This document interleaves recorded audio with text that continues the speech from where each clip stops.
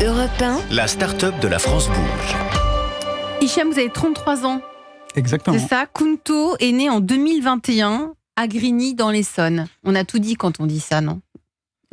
Plus ou moins, oui. Grigny, bah oui, par rapport à notre thématique de ce soir dans la France Bouge. Oui. Vous êtes parmi nous ce soir. Hein, je rappelle que c'est une France Bouge dédiée à l'entrepreneuriat dans les quartiers.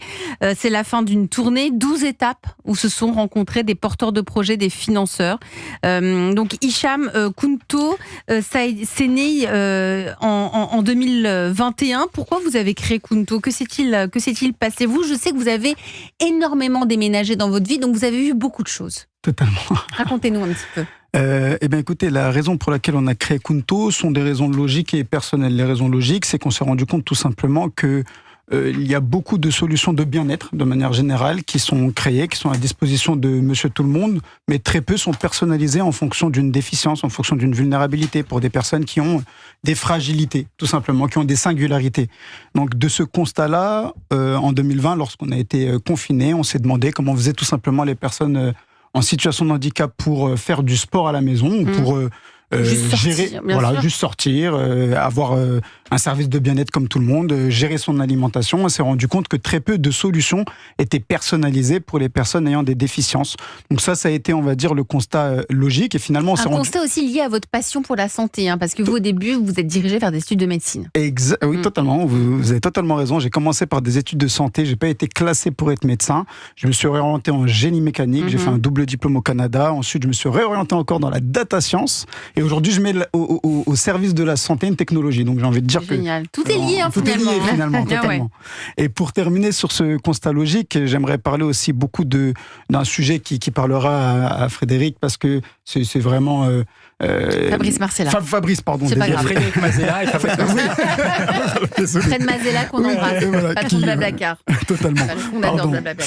Non, je disais, c'est qu'en fait, on voit souvent la vulnérabilité comme une niche, or qu'on ne se rend pas compte que tout le monde est touché de près ou de loin par le handicap ou la fragilité, ne serait-ce pas par l'aidance. Donc on connaît tous de près ou de loin une personne qui est en situation de vulnérabilité, et quand on regarde les chiffres, l'OMS recense une personne sur 6 avec une fragilité. Donc en fait, ça concerne tout le monde. Bah voilà, oui. Merci. Et d'un point de vue personnel, moi, ma maman, l'année d'après le Covid, elle a eu un cancer du sein. Donc, elle a subi une ablation partielle. Ça réduit la motricité au niveau du haut du corps pour les femmes atteintes de ce cancer. Et on lui a apporté tous les jours des conseils nutritionnels, sportifs, psychologiques qui lui ont permis de mieux vivre avec sa maladie, qui l'ont aidé dans sa convalescence. Et on ne trouvait pas normal que tous ces conseils ne soient pas accessibles à toute personne comme elle qui en ont le besoin. Donc on a décidé de créer Kunto pour répondre à cet enjeu. Eh bien justement, vous allez pitcher Kunto, Kunto, même si vous avez après dit beaucoup de choses, mais allez, en 1 minute, on pitch Kunto. On vous écoute, Hicham. Alors, Kunto, c'est assez simple, c'est une solution de sport santé assez révolutionnaire qui personnalise des parcours de sport et nutrition en fonction d'une déficience, donc pour tout le monde, hein, c'est une solution inclusive. On intervient dans les entreprises sur des sujets de prévention pour que tous les citoyens français ne tombent pas malades. Mais dans le cas où ils ont une fragilité, on accompagne aussi les patients à l'hôpital pour améliorer les parcours de soins. Ben voilà, moins d'1 minute, mais bon, on a déjà bien compris. Ça veut dire quoi, Kunto, Kunto ? Ça veut dire bien-être en finnois. Donc on est parti un petit peu... Vous êtes allé loin. On est parti un peu plus haut. Ouais. Un peu au nord de Grigny. Un tout petit peu au nord de Grigny. Non, en fait, ça veut dire bien-être en finnois. Les pays nordiques sont très très sensibilisés au sujet de bien-être. Il y a même des entreprises qui imposent des temps pour que les salariés puissent... préserver leur capital santé. Vous pensez qu'on devrait le faire en France, ça ?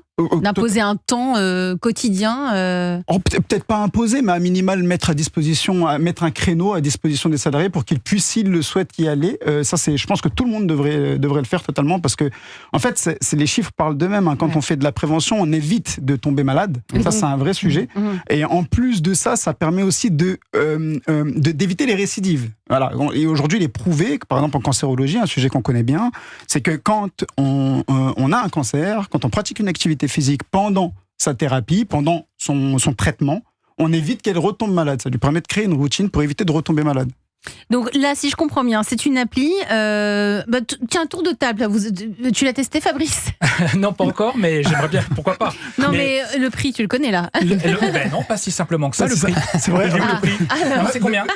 Merci beaucoup. Alors, nous, on a un business model qui est en B2B. Donc, nous, on vend aux entreprises pour fournir la solution. C'est vrai que c'est pas si simple. Donc, ça n'aurait pas été si simple. Non, c'est entre. Ça dépend. Même l'autre, même Moneki, c'était en B2B. Hein. Ah oui. C'est un tarif qui est dégressif en fonction du volume, donc c'est entre 5, entre même 4 et 7 euros par mois, par salarié, pour une entreprise, dépendamment du volume. Donc vos clients, c'est quoi? C'est des laboratoires, des hôpitaux? Totalement, hôpitaux des privés, entreprises, laboratoires, entreprises ou mutuelles. Votre regard, Marie-Adeline Pex. Bon, Hicham, vous en parlez depuis le début de l'émission. Ah, mais Hicham, moi, c'est un coup de cœur. Hein, c'est un coup de cœur. Mon regard, c'est ce que je trouve formidable, c'est ce pont entre tous les mondes. Le monde de la santé, le monde de la tech, Grigny et la Finlande. C'est essentiel et ça montre une fois encore la très grande diversité de cet entrepreneuriat dans les quartiers qu'on a assez vite fait de réduire aux chauffeurs Uber et qui est beaucoup beaucoup plus puissant et beaucoup plus large que ce qu'on pense. Donc là aussi, ça va à l'encontre de tous les préjugés, idées reçues, les idées reçues, et les clichés que l'on peut avoir. Ouais. Benjamin. Très belle initiative. Est-ce que vous avez un exemple, par exemple, si une personne est atteinte d'un cancer, comment est-ce que ça se passe? Qu'est-ce que je vais retrouver sur l'application? Oui, oui, totalement. Alors, on va y retrouver vraiment, on va l'accompagner par des vidéos qui ont été tournées sur des exercices qu'ils doivent réaliser au quotidien pour préserver leur capital santé. Donc, très clairement, on va leur proposer, par exemple, du yoga pilates, des exercices de respiration, des exercices de renforcement musculaire. Donc vous travaillez avec des coachs sportifs? Totalement, des coachs spécialisés qui s'appellent des enseignants en activité physique adaptée, mais aussi des comités scientifiques qui sont sélectionnés pour la création de nos contenus, la validation thérapeutique. Mais par rapport, je rebondis sur ce que vous demandez, Benjamin, est-ce qu'il y a une spécificité, par exemple, pour un cancer, on va proposer tel ou tel programme, pour une autre pathologie, ce sera un autre programme, est-ce que c'est ciblé? Oui, totalement. C'est très ciblé. En fait, je vais donner un exemple très concret. Par exemple, il y a certains cancers, l'oncopoumon, par exemple, où pendant la thérapie, on prend des médicaments qui induisent la prise de masse grasse. Donc là, on va aller étudier toutes les problématiques qu'ont les personnes qui ont le cancer du poumon, et on va lui établir un programme sur mesure. Donc sur 3 mois, 6 mois, 1 an, pour pouvoir réduire la masse grasse du patient, par exemple. Ça, c'est un exemple concret. On a d'autres exemples. Si vous êtes parmi nous ce soir, c'est parce que aussi il y a des besoins de conseils. Je crois que le premier, c'est pour lever des fonds. Oui, aussi. Notamment. Fabrice, rapidement, et après on fait une petite pause et on fera la suite après. Alors, rapidement, déjà, ce que je voulais dire, c'est que, comme tous les entrepreneurs, tu rayonnes. C'est ce qui me donne plein d'énergie. Voilà, plein d'énergie. C'est ce qui me fait lever le matin. C'est cette énergie des entrepreneurs. Ce que je trouve intéressant, en tout cas, c'est que ton entreprise répond à une vraie problématique des entreprises. 40% des maladies sont issues de troubles musculo-squelettiques. Les fameuses TMS. L'arrêt maladie coûte 3 800 € à une entreprise. Donc on voit qu'il y a un enjeu de pouvoir faire en sorte qu'il y ait un bien-être aussi des collaborateurs pour réduire notamment ces coûts. Ce que je trouve intéressant aussi, c'est que tu t'attaques à un angle mort. C'est un angle mort qui est celui de la santé durable et inclusive, à la différence des autres applications qui sont uniquement sur le sujet du bien-être. Donc voilà, donc tu apportes vraiment quelque chose en plus et de très différenciant. Ta traction est démontrée, je crois que c'est 7000 utilisateurs aujourd'hui. Combien d'entreprises? C'est une vingtaine d'entreprises. Voilà, donc on voit que la mécanique est en marche et il est temps pour toi d'aller justement attaquer d'autres entreprises. Et je me suis dit, en allant sur le site web et en comparant de ce qui se faisait le mieux dans ton secteur, il y a peut-être des choses à retenir sur lesquelles tu pourrais capitaliser. Déjà, c'est d'avoir des personas qui sont davantage exprimés, tels que vous êtes DRH et voilà ce que je peux vous apporter, vous êtes médecin du travail et voilà ce que je vous apporte, vous êtes dirigeant et voilà ce que je vous apporte. Et pour tout ça, ce qui serait intéressant, je trouve, c'est de pouvoir mesurer la preuve social et impact de ce que tu apportes au travers de business case, en tout cas d'études de cas concrets.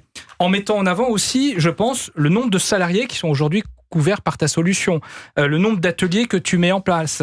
Donc tous ces éléments-là sont autant d'éléments, me semble-t-il, sur lesquels tu vas pouvoir t'appuyer pour aller chercher des investissements. Et nous sommes avec Hicham Housseni, le cofondateur de Kunto, cette application de sport santé qui propose des parcours personnalisés à destination notamment de personnes qui ont des handicaps visibles mais aussi invisibles. Parmi vos besoins, et on le disait tout à l'heure, il y a cette notion de lever des fonds.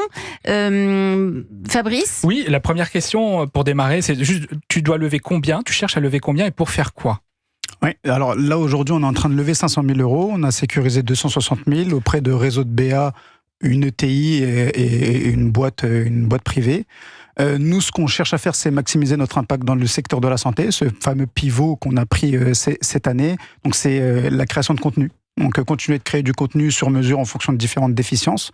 Ça, c'est vraiment un de nos objectifs. La technologie. Donc améliorer la tech, ça c'est un vrai sujet. Donc le produit finalement, pour maximiser l'adhérence à la solution digitale, vous savez, ça c'est un vrai problème, on va pas se mentir. Hein. On met à disposition une solution, mais encore faut-il que tout le monde s'entraîne et dans la durée.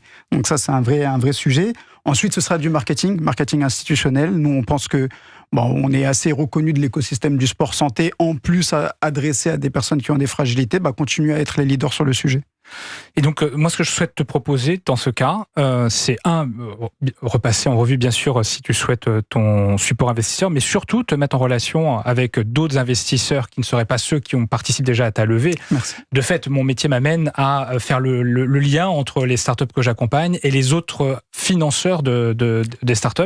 Et donc, parmi ceux-là, faut qu'on regarde ensemble tout simplement. Vous allez prendre un café, je crois. Voilà, j'ai besoin de ça pour être. Mais voilà, j'ai les éléments qu'il faut pour te mettre en relation. C'est formidable. Qu'est-ce que ça vous a apporté ? C'est quoi votre plus, Hicham Housseni ? On disait Kunto est né à Grigny. Oui. On est dans cette émission avec Marie-Adeline Pex, directrice exécutive de la BPI, sur cet entrepreneuriat dans les quartiers sensibles. Ça vous apporte quoi ? C'est quoi votre plus d'avoir été dans les quartiers et d'avoir une entreprise qui est née à Grigny, dans l'Essonne ? Je pense que c'est une soif de réussir, une détermination. Je pense que ça se voit quand je m'exprime. On a vraiment envie de réussir plus que tout. Plus que les autres ? Plus que les autres, peut-être plus que les autres. Pourquoi ? Parce qu'en fait, finalement, on n'a pas le même environnement social et économique. Il y a peut-être plus de fragilité à ce niveau-là. Et on a beaucoup envie de s'en sortir pour pouvoir outrepasser tout ce qui a été vécu pour certains. Hein. Je caricature pas du tout le monde, mais voilà, des fois il y a eu des difficultés. On parlait tout à l'heure d'éducation financière. Peut-être qu'il y en a qui ont vécu dans certaines précarités. Et tout le monde a envie de sortir de cette précarité économique. Donc oui, on est déterminé à s'en sortir et à tirer tout le monde vers le haut. Donc moi je pense que il y a une grosse forme de détermination. Il y a un sujet aussi d'émancipation sociale et économique, comme je viens de le dire, qui passe aussi par des moyens qui sont fournis par la BPI ou par d'autres acteurs. On a cité tout à l'heure les déterminés avec Moussa Camara, on a cité le Pass Créa, je peux citer, nous on a été accompagnés par le Diversity Days et Anthony Babkin, on a été accompagnés par d'autres accélérateurs. Tout ça, ça permet de favoriser l'environnement, en tout cas manquant, dans les quartiers pour pouvoir monter des boîtes et puis voilà. Et s'élever. Et s'élever, merci. Est-ce que quand on vient des quartiers, je me tourne vers vous Marie-Adeline Pex, est-ce qu'on monte sa boîte et qu'on réussit, est-ce qu'on revient dans le quartier ? Au contraire, on le fuit ? Ça dépend. Et moi, j'ai envie de vous dire, il faut laisser de la liberté aux gens. Non, mais de ce que vous constatez. Il y a effectivement... Franchement, je pense que Est-ce qu'on a envie de quitter son quartier une fois qu'on est lancé ? Ça dépend parce que vous avez un certain nombre de... Il y a cette réalité-là, qui est... et d'ailleurs, c'est une réalité qui dépasse l'entrepreneuriat. Il y a un turnover, entre guillemets... on va parler de la politique de la ville, mais c'est l'histoire de la politique de la ville. Mais il y a aussi des gens qui développent des activités entrepreneuriales justement pour rester dans les quartiers, pour y rester et pour y développer de l'activité et l'économie du territoire. Il y a beaucoup de choses autour de la franchise, par exemple, où les gens vont reprendre ou acquérir une franchise justement pour développer une activité économique dans le territoire d'où ils viennent. Donc il n'y a pas, je pense, là encore, moi je crois pas à une espèce de déterminisme qui fait que vous entreprenez dans les quartiers. Eh ben tant pis, Hicham, t'es né à Grigny, tu resteras ici. Non, mais c'est par rapport à ma question, ça porte sur ce que vous constatez. Moi, c'est pas. Ce qu'on constate, c'est que dans l'entrepreneuriat comme ailleurs, les gens qui évoluent dans l'échelle sociale, en général, quittent les quartiers. Hicham, ce sera votre cas ? Il a déjà assez déménagé dans sa vie. J'ai déjà beaucoup déménagé. Non, mais en fait, moi, je me pose même pas forcément cette question-là aujourd'hui. Si jamais c'est favorable pour mon environnement social, je quitte. Si jamais c'est pas favorable, voilà. En fait, ça dépend juste de comment je peux y vivre. Et avec qui je peux y vivre, et est-ce que c'est bénéfique pour ma famille, l'entreprise et pour l'entreprise. Et aujourd'hui, c'est bénéfique pour vous, pour votre vie, de rester à Grigny ? Alors, moi, j'habite à Tismons maintenant, et puis pour l'activité économique, oui, c'est bénéfique. C'est pour ça qu'on y reste.